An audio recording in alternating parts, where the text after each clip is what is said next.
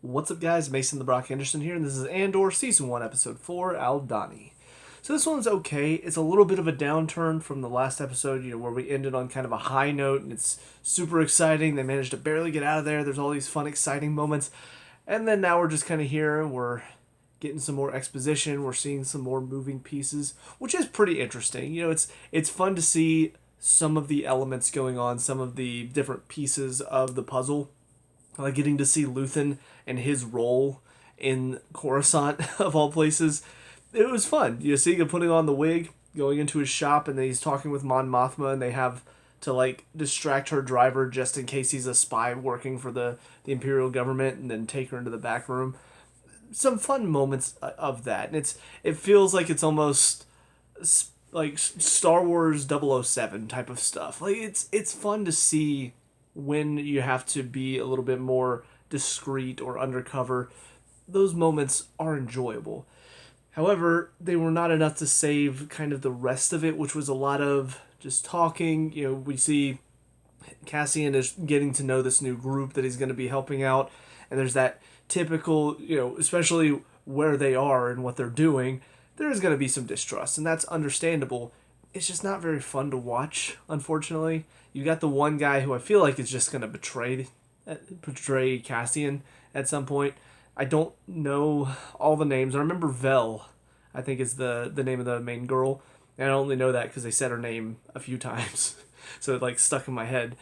But the one guy, he's, of the two white guys in the group, he's the older one. He just looks like, I don't know, that type of character. I think about the one guy in The Matrix, the one that turns on him. I think his name was Cypher, and he starts killing them at the end. He's that type of character, at least just the look of him is. He looks like the one that he doesn't trust Cassian, and he never will, and if worst comes to worst, he's going to be the one that's going to turn his back on him and be like, he's not a part of the group anyway. The other guys, the younger kid, he seems like he's fully on board with trusting Cassian. The girl that's treating his arm seems like she's mid, and so does the other guy that's part of the group. Obviously, the new guy that comes in, that's like the inside man, he's very hesitant as well. But there's a lot of that. There's a lot of that. Who's this new guy? We don't trust him. We can't trust this guy. How are you changing the plan? Why would you do this? Blah, blah, blah. It gets kind of old. And again, it's not very fun to watch either. I'd rather have that moment, but then have him start to prove them wrong very early on. Maybe they're just like, yeah, okay, can he do this? And then he shows he can do it, and they start to shut up a little bit. But instead, it's just a lot of not trusting him, and then the guy hands him the tablet. It's like, all right, you have to read all this stuff. And they're all looking at him like, yeah, that's what you got to do. So can you do it? Are you sure you can do it? I don't think you can do it. It's just getting old very fast. So, but outside of that, the stuff going on with the Imperials and the new guy that comes in to the Malinor. I don't think that's right. No, it's More, because it's Pre-More, I think is the name of it. I want to say it's like Morlana or Morala. I don't know. I'm gonna do my best to try to remember. But they have some Imperial officers come in and basically strip everybody of the ranks that was involved with everything that happened on Ferrix. And it's just, it's fine. The one guy, Karn, he goes home, I guess. I guess that was his mom that slapped him.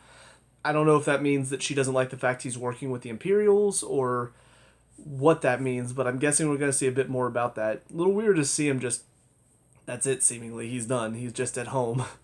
So I don't know what to expect from him going forward, but it is something that it's kind of interesting to see that he's done, his supervisor's done, and the one guy that was fully on board and supporting him is also done. And then of course seeing the Imperials and the one girl trying to get back the not Star Deck, or is it Star Deck? I gotta do a better job of remembering names and names of things. It's just, I don't know why. My brain is terrible at that. That's why I was always awful in history in school. Just that feeling of, you got to remember all these dates and names, and my brain was just like, what was that guy's name again? But yeah, it is kind of interesting to see the hierarchy in the Empire. and seeing this one group of people who are working. This one girl clearly seems like she's seeing a pattern of a possible rebellion, but her supervisor is like, we're not here for gut feelings. We're here for, here's the facts. What are you going to do with that? You have proof to back up what you're talking about. You don't have, oh, well, there's a little bit of evidence, and I have a feeling that this connects. You can't work on that here. And it is kind of interesting because she's probably got a point. There is probably a connection there, and there is probably something to that. But because she can't prove it, it kind of shows how the rebellion did manage to probably go a little unnoticed by the Empire for so long, because there were so many moments of nobody's gonna come at us. Like, who's gonna come at us? We're such a massive corporation or government or whatever you want to call it. We are so big, we've got so much power, nobody's gonna touch us. Nobody would even think about touching us. Even the little base that Vel and her group are about to attack, they don't even have that many men there, because like nobody would even want to attempt this. But of course they're going to anyway. And it's kind of the feeling of, I guess, arrogance leads to complacency, as compared to will, hope, desire, all of that leads to, you got a fighting chance now, because they weren't ready for that. They weren't ready for that same level of desire and real fight to what they're trying to defend or what they're trying to gain. It's kind of an interesting setup, and I like what they're showing from that so far. I feel like it's got some interesting dichotomies to it. So, yeah, I think it's a great setup. I want them to go ahead and get a move on, though. I would like to see this take place, this whole heist thing that they're trying to do, and just kind of move on, because I feel like there's going to be more going forward. This feels more like a little side story, which will lead to, I'm guessing, I was about to say Candor. Cassian either joining the rebellion or deciding he's going to go look for his sister first, or maybe a little bit of both. But I feel like that's kind of what this season is leading to, is him finally deciding, hey, I want to help out. But also we know he wants to find his sister. Granted, I do know there's a season 2 of this coming, so maybe he doesn't find a sister, or maybe this season, by the end of it, he finds out about where she is. But the majority of the season is more focused on him trying to help the rebellion, trying to give them a bit of a fighting chance. I don't exactly know for sure, but I have some theories about where I think it's going to go. And so far, I feel like a lot of what I'm seeing here is not going to be what this whole season is about.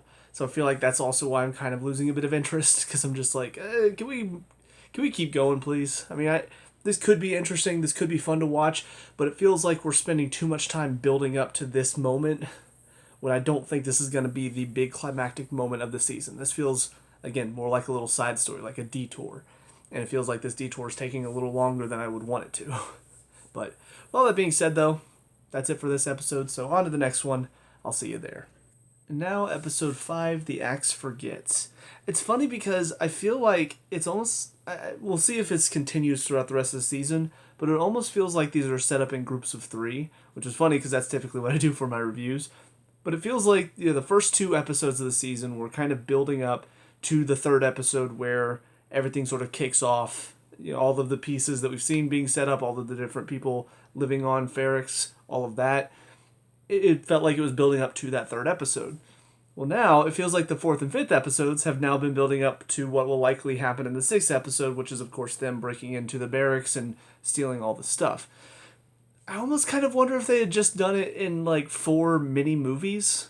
The way I think about it is the BBC version of Sherlock.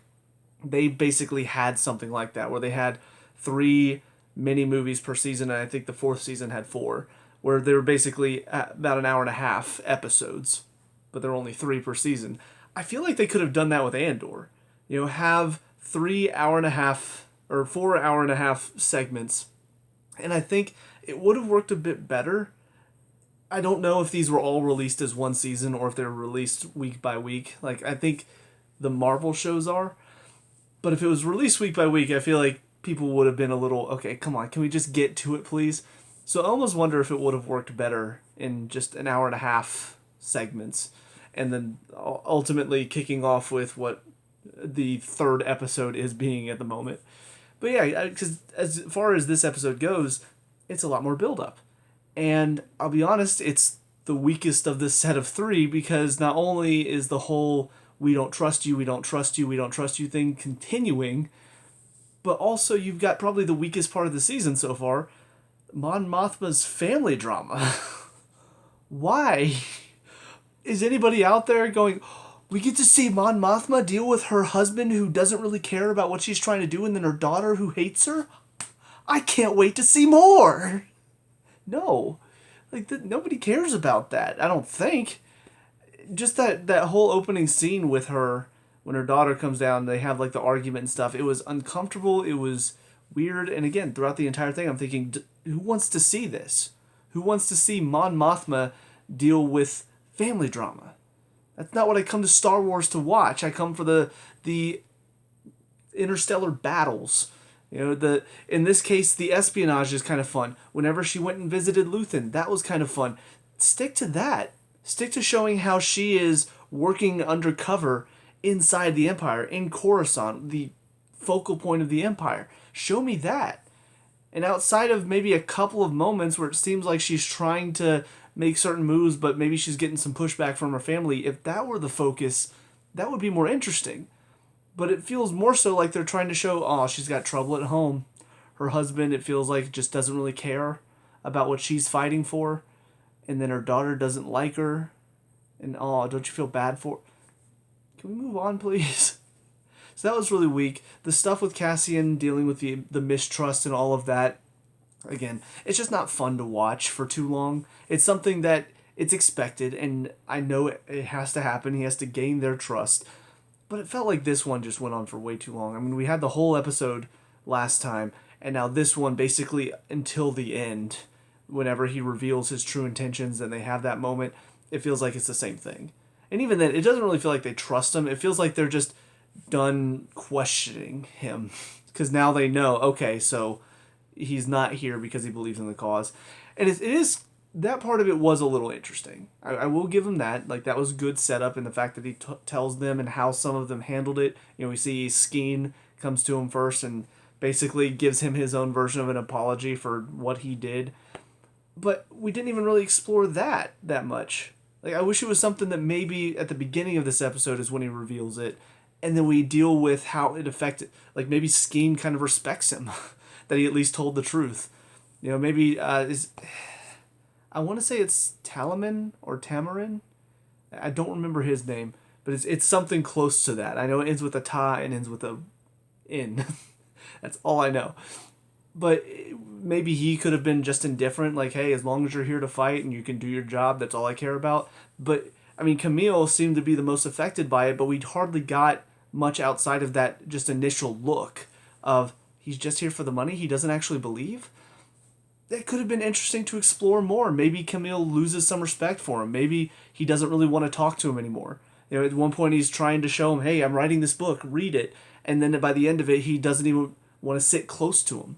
Like, that could have been fun and kind of interesting to see how it affects everybody, how everybody views him once they figure that out. But we have him tell everybody, and then the next scene is just Skeen giving his apology, and then they're like, all right, tomorrow it's go time. And that's all we really get. So maybe we'll see that a little bit more in the next episode, but I just feel like it was kind of a missed opportunity to give that storyline a bit more time instead of spending so much more time on, they're trying to probe, they're trying to ask questions, they're trying to figure out what's going on with them. Skeen threatens him and takes his little necklace thing off with the Kyber crystal. Like, that's just not as fun to watch in general.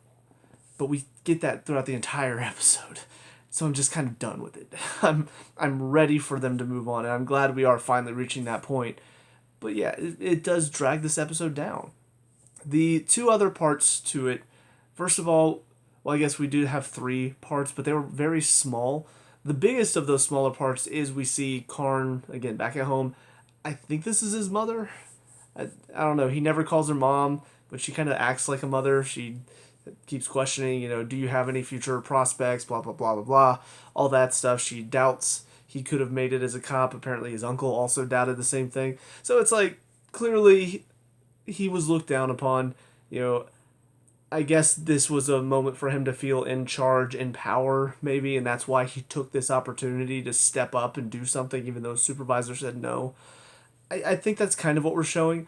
It does sort of feel like more than likely he is going to try to do something about all of this. Just the look he gave and the fact he still got Cassian's little, I don't even know what to call that. It's almost like a wanted poster, but a futuristic one with a little hologram. So I'm guessing more than likely he's going to try to track down Cassian just to appease himself. Maybe he's going to link up with the one girl who we see just a little bit of her in this one where clearly she's not letting it go that there might be a rebellion forming even though she was told to, which I kind of figured. If she just let it go, then there wouldn't be much excitement for this season. We need somebody who clearly has an intuition and clearly is intelligent to take them on, and not these idiots that are like, oh yeah, there's no actual proof, well then it's not happening. Unless you have physical proof right in front of me, I'm not going to believe it. Because that always works out, right? Like, that, just treat everything that you don't have physical proof for as a conspiracy theory. It's probably right. Like, that's how the world works. Everything is black and white. Everything is right in front of you. God, it's so sad how accurate some of that is, though, if I'm being honest. But who knows? Maybe Karn and her, I want to say her name is Deidre, but I was also looking up the names in IMDb because I'm like, I wanted to get some of these names down. Because I mean, I've got Camille, I've got Skeen, I've got Senta, I've got Vel. Again, I think it's Tamarin. But I'm going to have to look again because I don't remember. And then the lieutenant is Gorn, I'm pretty sure. That one for some reason, my mind went to corn. Anyways, a little trip into my brain there. But yeah, maybe Karn and this woman, maybe they'll team up. Maybe they'll work together to try to track down Cassian and whoever he's working with, because they're going to realize the connection is there. That Cassian, obviously, there's a personal connection with Karn because he sees him as the reason why he lost this job and lost all of his power. And then for her, because she's probably going to figure out he's working with these people who are trying to start up this rebellion, she'll see that as a threat. I could see that being a good, I guess, next step for them to take there. And then the other thing is we do see a little bit of Luthen at the end of this episode, and he's listening in, very clearly nervous about a lot of what he's set up, and doesn't, even though he seemed very in control and very sure of himself whenever he was talking to Cassian and getting all of this set up, you can kind of see the little bit of the vulnerability there at the end of it. And I like that because, well, on the one hand, I like characters that are very confident whenever they're doing stuff, but I also do like it whenever they portray that confidence, but whenever they're alone, whenever they're away from it, they're like, I don't even know if this is gonna, if this is gonna work. I was not careful with any of this. I hoped maybe this would work out, but I don't even know. It's kind of a nice human moment that we don't always get that with some of these characters. Some of these characters that seem so in control and so assured of themselves, we don't normally get this moment of self-doubt in what they've done. I feel like it helps humanize the characters and it helps them be more relatable to your audience. So I think it was a good choice, and it is kind of interesting to see, the relationship there. I'm not really sure how he's connected with. I feel like her name starts with a K. I want to say Kevia, but I don't think that's right. But I don't know what their relationship is. I don't think they're a couple because I'm not judging, but there is a very big age difference there. My first thought goes to like father and daughter, but they don't really talk like a father and daughter, so it might just be they're people who are working together because they both dislike the Empire and they both want to do something about it. But I was just thinking about that as I was watching. I was like, I wonder what the connection is there. But anyways, with all that being said, that's it for this one. On to the final of these three, which will hopefully be very exciting.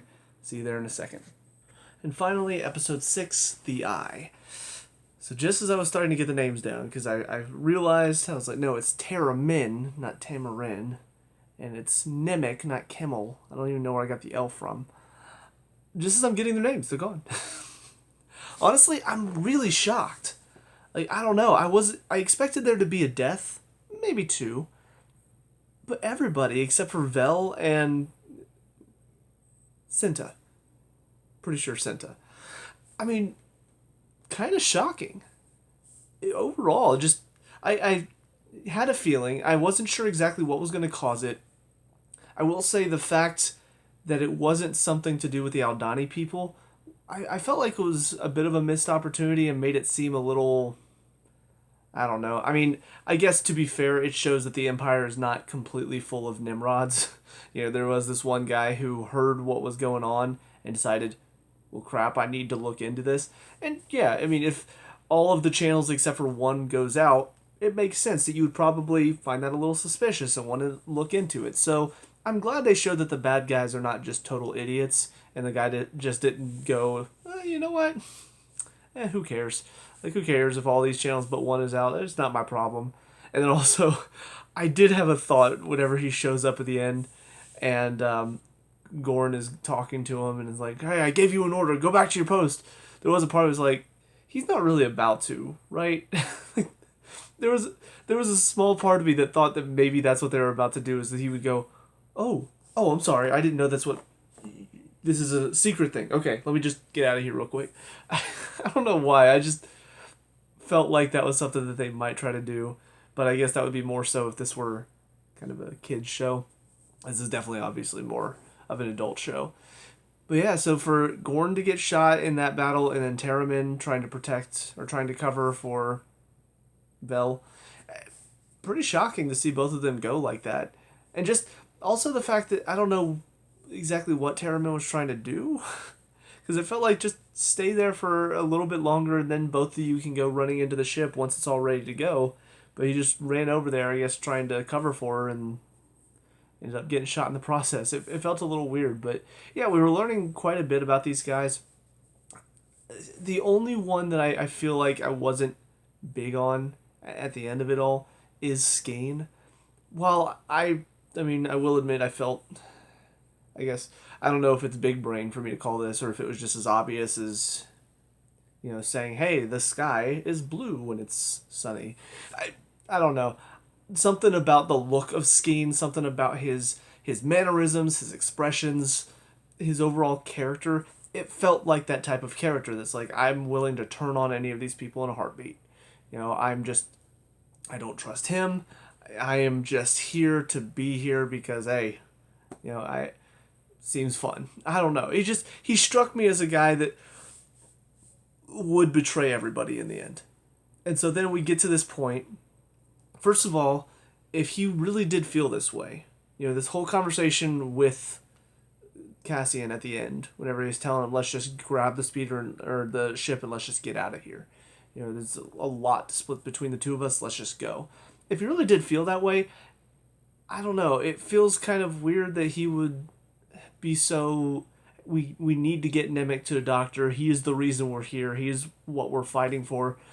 I don't know. It feels like that's sort of out of character, knowing that he's actually just a dude that's in it for himself and doesn't care about anybody else. Unless he just saw this as an opportunity. He's like, oh yeah, if we go to the doctor, then I can just take this and be on my way. Maybe that's why he was suggesting the doctor.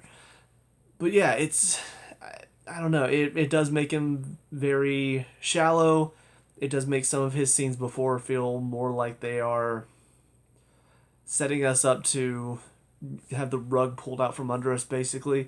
They don't feel realistic in your character choice. It feels like a person who's just at the whims of the writers. Whatever the writers are telling them to do, that's what they're going to do. But there's no real... These aren't human decisions. And that's where I was kind of hoping that this was more so a test from him, or I don't know, just something along those, like, he didn't really feel that way. He didn't really want to leave Vel and Nemec there. But he wanted to see where Cassian's head was after it all. Like, could they trust him after all of this? What if he was about to try to leave them? Because he's there for the money, so what's to say he wouldn't just take all the money and leave? I kind of wondered if that's where he was going with it, but either that's not the case, he was just saying, hey, let's take the money and go. Or Cassian thought that's what he meant, and so he just shot him because he thought that he was about to betray them. I don't know. It felt a little weird based on everything that happened before. Again, I thought he might be that type of character, but that was only because of he looked and acted like his character seemed like that stereotypical betrayal character. The one that would turn on anybody in a heartbeat because he's not fully on board, he's in it for himself type of situation. So I don't know. I don't really. It's kind of like sitting in my mind and I'm mulling it over. I don't really know how I feel about it. Everything else, though, and like I said, it was enjoyable. It was exciting. There was that rush of adrenaline. The scene where they were loading stuff onto the ship and they kept cutting back to the Aldhani people and then cutting to the one guy who was kind of figuring out that something was wrong. Some of that did go on a little too long, but overall, I thought it was fine. It was intense and it did keep my interest and it did keep me on the edge of my seat going, are they going to get to the end of this and are they going to be okay? But overall, I did feel like some of those scenes, by the end of it, mainly, it was about a minute of it where I was just, okay, come on. Just have something happen, please. We've been watching the same scenes over and over and over again. Them saying faster, these people chanting and dancing, and then this guy, walking soldiers over. We've been watching this now for a good while. Can we just have something different happen, please? But yeah. I don't know what's going to happen next. I don't know where this season's going to go from here. Clearly, Cassian decided at the end of this that he doesn't really want to be a part of any of this. He's good to do the job, help them out, get his part of the profit, get his cut of it, and then be on his way. But it's still, I'm still not really sure what they plan to do with him from here then. Obviously, this whole thing that they did is going to create waves, and we already see some of the waves it's creating, but it's still not really clear where this season is planning on going. So that is something I'm interested in, and it's something that I feel like they've done a good job so far of, is they do have me questioning what's going to happen next. They do have me interested in finding out what's going to happen next. So we'll see what happens, but that's it for me. So let me know what you guys think down in the comment section below. What were your thoughts on these 3 episodes? Let me know. We can talk about and discuss all that good stuff. Leave a like and subscribe for future Andor reviews, and I'll see you guys in the next one. Peace out.